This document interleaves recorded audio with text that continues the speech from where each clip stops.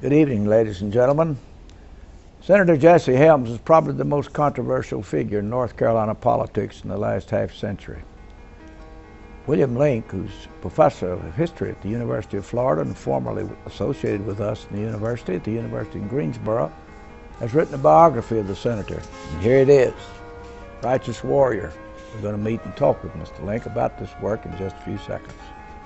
Sponsored in part by Wachovia, helping North Carolina people realize their financial goals since 1879. And through the financial contributions of viewers like you, who invite you to join them in supporting UNC-TV.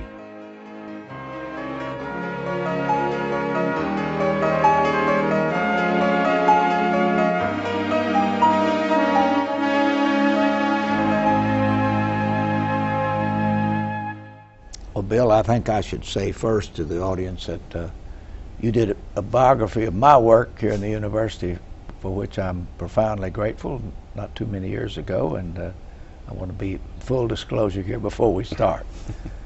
But I want to say, first, the New York Times, in reviewing this book, said it was the go-to biography of Helms for some time, and your core analysis is hard to dispute.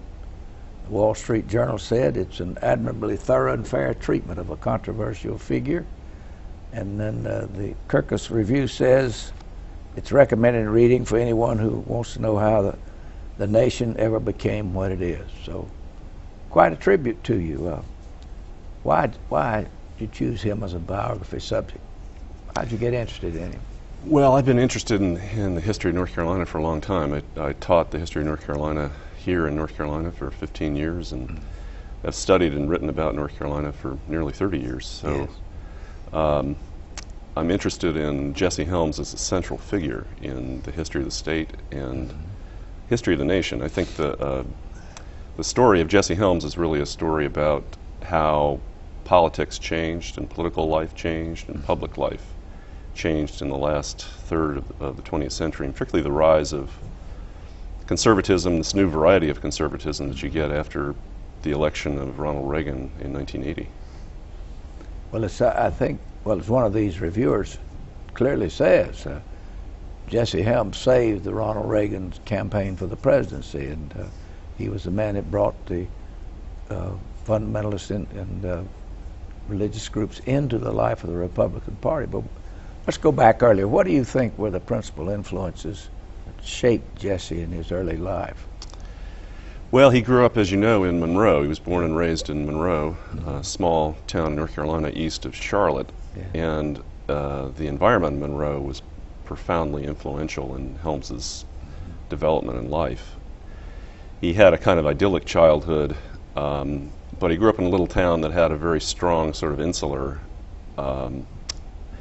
set of attitudes. This was a segregated town. It was a place where roles between white people and black people were very strictly defined. So that small little town clearly influenced and sort of set many of Helms's attitudes toward life. The other thing I'd mention is religion, the influence of religion, and he grew up a Southern Baptist and really what can be described as a fundamentalist Southern Baptist. Yes. So I think if you look at Helms, you can see, Jesse Helms, you see a lot of the values that were sort of defined in his early life in Monroe and then sort of carried on thereafter. What was his relationship to Dr. Frank Graham? You heard it said and rumored. What did your study really reveal? Well, he knew Dr. Frank from probably the mid-1940s. He knew from the war years, and a lot of people did know Dr. Frank. He got around and spoke and communicated constantly with all sorts of people. Jesse Helms was a journalist. Following 2 years in college, he went to work for the Raleigh News and Observer and then the Raleigh Times, the evening paper in Raleigh. And he was well established in Raleigh, and it was probably at that time that he came to know Dr. Frank. He was close to Dr. Frank. I think he considered himself a close friend of Graham's. His wife, Dot Coble, was a graduate of UNC.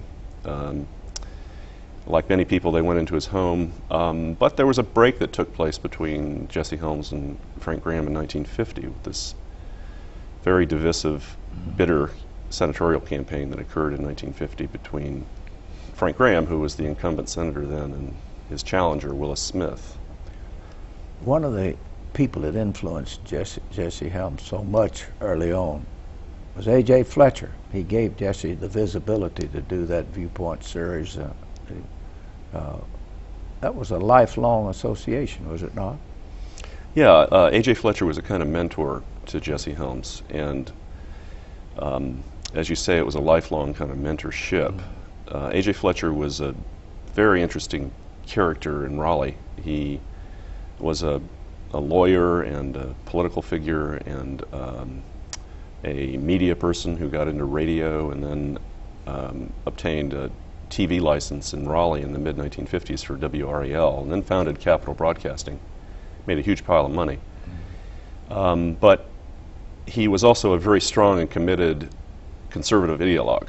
So very, very strong opponent of the New Deal and of what the New Deal represented in the 1930s and 1940s. And he translated that to Jesse Helms, and Fletcher was clearly one of Helms's main mentors in Helms's evolution as a conservative ideologue himself, which occurs actually not until the late 1940s. It's sort of when Helms is in his late 20s, early 30s. Bill, to what do you attribute Jesse Helms's more or less meteoric rise as the person of influence in the United States Senate? That was a place that's so structured on seniority and all this. How did he break through? Well, several things. I think, first of all, as soon as he got to the Senate, he determined to learn the rules of the Senate. And he realized and was mentored by a number of conservative, mostly Democratic senators, Southern Democratic senators, about how to run the Senate and how to run through the Senate. So he learned very early on how to work, manipulate, and use the rules of the Senate to his advantage. And most of the things he did early on were designed to attract attention to issues that he advocated, issues that became issues of the new right, really, in the 1970s. And they attracted a lot of media attention. They typically didn't result in laws being passed, but were rather more typically amendments that were stuck on pieces of legislation, but attracted newspaper coverage and attracted votes. And it's in this first 10-year period. He goes to the Senate in 1973, and in the 70s, it's during this first 10-year period that he attracts a lot of attention and becomes a leading figure nationally among conservative groups. You know, they're really beginning to come together in the 1970s. He, through the Congressional Club and the structure that he created, invented the idea of mail campaigning for money. Right. How did he put that together? Well, he had a really interesting group of people that worked with him in the Congressional Club. The Congressional Club was founded in 1973 after his first senatorial campaign in 1972. And it was originally designed to retire his senatorial debt, but pretty soon it becomes his main political organization in North Carolina. And they discover the magic of direct mail fundraising. That is the use of computers. This is sort of an early period in the history of computers. But they develop a huge national conservative database that generates money, huge amounts of money, by about 1978, 79, 1980. And they create a kind of register, in a sense, of movement conservatives all over the country. The vast majority of money coming into the Congressional Club comes from outside North Carolina, and it represents conservatives all over the country. And that money is independent money, in a sense. It's not PAC money. It's not money that comes from special interests. It's mostly people giving $25, $30, little amounts of money. They can use it any way they want to. And they use it, huge amounts of money increasingly in advertising, political advertising, negative advertising you begin to get by 1980 and after, what are known now as attack ads. The heavy use of polling, public opinion polling in elections. This is all really new stuff for elections. And the Congressional Club and Helms's political organization are right at the cutting edge of what politics is becoming. Things that are now we sort of take for granted, but are becoming, these are major changes in the political history of this country. Along with that was the genius that he had in the responsiveness of his office. Every letter, whatever, Right. whatever, whomever. this was really a thoroughly structured process, was it not, internally? It was, and from the time that he came to Washington, Jesse Helms was determined to create the best constituent services operation in Washington. Not all senators had this kind of operation. I think generally, probably in that era, that wasn't something that senators did. More typically, it's something that members of the House did. Yeah. But he determined early on that that was going to be a thing that he did, and he created one of the best, perhaps the best, constituent services operation. He made sure, I think the rule in the office was that every letter had to be answered within a day or two. Every phone call had to be answered almost immediately. And his staff, his constituent services staff, was really very good. And I think it's interesting, you hear again and again in North Carolina that people of all political backgrounds very often found that they had to go to Jesse Helms' office in order to get help. People on the left side, people of a liberal background, never thought they'd ever go to Jesse Helms, went to him, and the office always helped them. He was very, very good at that. And there was a side of Jesse Helms that liked to tweak the bureaucracy. He took delight in taking a problem that had been caused by bureaucratic inaction in Washington and then trying to solve it and then trying to make the system work for people. As I read through this book, and let me say, it's really first rate. You've done a wonderful job here. Thank you. Race. Every campaign, intensity, attack mechanism based on it. Why did this happen? Where did it come from? Well, I think that race is part of Jesse Helms' message from the beginning of his conservatism. So if you go back to 1950, the campaign of 1950, which is, as we said earlier, involved Frank Porter Graham and Willis Smith, race was right in the middle of that campaign. Yes. Race and anti-communism, but especially race. And this is right after World War II. North Carolina and the rest of the South is extremely anxious about changes that are coming, and it just is emerging as a big issue. And it's just out there for the taking, in a sense. Mm-hmm. And then as you move into the 50s, race continues to be a big part of Helms's message, especially focused on opposition to federal intervention in civil rights. And that continues to be a theme in the 50s and 60s. So things like the Brown decision of 1954, which ends segregation, the Civil Rights Act of 1964, which declares segregation basically illegal. These are all things that Jesse Helms opposes. So from the beginning, he's opposed to federal intervention, but he's also opposed to civil rights leadership, very strongly opposed to Martin Luther King, almost on a personal level. Mm-hmm. So really from the beginning, it's a major part of his conservative message. And in that sense, I think it's consistent that the issue of race, as we move into an era after the Civil Rights Act, when segregation is gone, but race is still an issue, it still is sort of a hot button issue, and it's there for the taking. And Helms, pretty consistently in all of the senatorial elections, uses it one way or another. Well, it got to be so bitter and so personal, and it's hard to believe, but this is the way you hear even today some reactions on this question of race and where it goes, and it's a legacy question we'll ask you about a minute or two later. But why was he so opposed to the United Nations? That's an interesting question. That goes back to the beginning of his conservative awakening after 1950, and among conservatives of the 1950s, there was a very strong suspicion of the United Nations, a feeling that the United Nations was part of really a new liberal world order. Mm-hmm. And that continues all through the 1950s and 1960s. If you read Jesse Helms's viewpoint editorials that he's giving all through the 1960s for WRAL TV, he's against the UN. He continues to be suspicious of the UN when he becomes chairman of the Foreign Relations Committee in 1995 and leads an effort to try to withdraw funding from the United Nations. So this is a pretty consistent strain of really strong suspicion of any multilateral organization, any organization that would compromise absolute American authority in the world.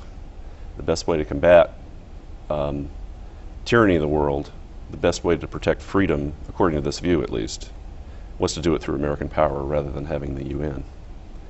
It's interesting, in 2000, January 2000, Helms goes to speak to the United Nations Security Council. He's the first United States senator to do that, and that's a rather dramatic moment and an interesting moment, I think, in the history of this country. Was that partially behind this nuclear test ban treaty argument that he had? Yes, he was an opponent of comprehensive nuclear test ban treaty in the late 1990s, and this is very much part of his whole suspicion of multilateral arrangements and arms control. If you go back to the Nixon years, the years of Richard Nixon, when he began to negotiate the SALT treaties, Strategic Arms Limitation Treaty, Helms opposed that. He opposed any kind of arms control treaties because of his belief that they weren't verifiable, that it would be impossible to make sure that your adversaries in the world weren't cheating. And this continued all through the 1990s, and when Bill Clinton brought to the Senate the comprehensive test ban treaty, Helms and other Republican senators opposed it and defeated it. It's the first major treaty since the treaty ending World War I, the first major treaty that was defeated by the United States Senate. It's a very important moment. You didn't get to interview him personally. How much did you then have to turn to living people for interviews to get the textual material that's in this good book? And how did you go about organizing what has emerged here? I spoke to a lot of people in the course of doing this book. I did not speak with Senator Helms because he was ill and not giving interviews after 2004. But I did interview as many people as I could that worked around him and worked with him and for him over the past years, and tried to get, the interviews were very good in terms of getting a variety of perspectives and trying to get a variety of viewpoints. So I interviewed a lot of people that were staffers with him in his Senate office. I also interviewed reporters that covered him. That's an interesting group of people, and the North Carolina Press Corps in particular. Editorial writers and press people that followed him over the years. The thing about Jesse Helms is there's no shortage of material documenting his life. A ton of it. He's a person who loved words. He was constantly speaking. He was constantly writing. He wrote loads and loads of letters. Those letters are wonderfully preserved at the Jesse Helms Center in Wingate. So if anything, there was the challenge here was containing it and trying to understand it given the volume of material. And I ended up with a big book, but it could have been bigger, I can guarantee you. Bono, the association he had and the work he did on AIDS in Africa, when was this turn? Well, this is right at the end of Jesse Helms' Senate career. And it represents a kind of turn in his attitude toward Africa. It does represent a distinct turn in his attitude toward Africa. For many years, he had been very suspicious of black Africa. He'd been a big supporter of Ian Smith in Rhodesia, a big supporter of the white South African regime, white minority South African regime. And Bono, who's the, of course, lead singer of the rock group U2, became involved in an effort to try to relieve debt, the heavy debt that African countries were under, and then later became involved in an effort to provide aid for relief aid for AIDS, which was ravaging Africa. And he went and met with Jesse Helms in his office and made a very strong pitch, which was biblical in nature. It was interesting because the two, Bono and Jesse Helms, connected on a Christian level, which I think was quite genuine. And they had this dramatic meeting in the Senate office of Jesse Helms, and sort of forged an interesting relationship, because on the one hand you have a rock star who very much looks like a rock star, and the other you have Jesse Helms. And they kept it up. Very warm relationship, and in fact at one point Jesse even goes to a U2 concert, and I think took his hearing aid out. He found it a little loud. So there's a kind of moment or transition that takes place in Jesse's latter part of Jesse's career where he mellows a little bit. He doesn't change in his attitude about AIDS with regard to homosexuals, however. This is only AIDS with regard to Africans. That's a distinction I think that needs to be made. You make reference in here to a phone call that I received one day from Senator Helms when Mr. Solzhenitsyn was in his office. He called President Hearn at Wake Forest and me, and we were about to arrange visits for the famous novelists from Russia to come. Where did that relationship come, and why was he so insistent? He was sort of antagonizing some people in the State Department, to be sure, I'm certain. But he was. The whole Solzhenitsyn incident was very much part of Jesse's attempt to discredit détente. He did have some personal contacts with Solzhenitsyn, and Solzhenitsyn had written Solzhenitsyn independent of the White House. And this is right after Solzhenitsyn had been exiled from the Soviet Union, and not long after he'd written, of course, the Gulag stories and had become famous on a worldwide basis.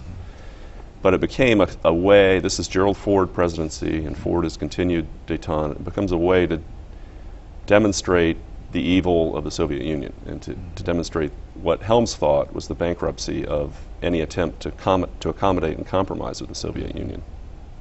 It was a media circus. He tweaked the Ford administration really very effectively, and for him, a very effective political moment. That was a very interesting conversation, but it never did materialize. Well, you've gotten close to him in a way few people have, in the sense of knowledge of what's going on here. The reviewer in the Wall Street Journal, I thought, had an interesting slant on it when you start talking about the question of the legacy of Senator Helms. And I'd like to cite two or three sentences here. He says that you have to consider him as one of the most momentous figures of modern American political history. And by that he meant, he argues that Jesse Helms saved Ronald Reagan's career as president. He brought in the evangelical Christians in the Republican Party. He did his attacks on the United Nations, and he laid down the anti-communist markers, especially in Central America, as part of this. But then he wrote, "But there can be no doubt that with his blunt, angry rhetoric and frequent reactionary rigidity, he encouraged the growth of what is now known as the slash and burn style of American politics." He said he gave voice to bigotry against black Americans and later against homosexuals, as you said. And these words in the judgment of this writer poisoned the otherwise defensible arguments about him in public policy. So here's the mixed legacy. Is this the way you would sum up his career, in a way? Yeah, I think yes and no. I think for the most part, yes. I think he, well, first of all, I think he needs to be understood as an incredibly important figure in American history in the last third of the 20th century. And there's a tendency sometimes to sort of dismiss him. I think people on the left have misunderstood him. They've underestimated him, usually at their peril. Yes. And people on the conservative side are a little embarrassed by him because of his aggressive tactics. So in a sense, he's sort of become forgotten, but he's a major figure in what happened to this country politically in the last third of the 20th century. And not all of it's positive, clearly. At least 2/3 of his senatorial career was really mostly defensive. So there wasn't much policy that came from Jesse Helms before the 1990s.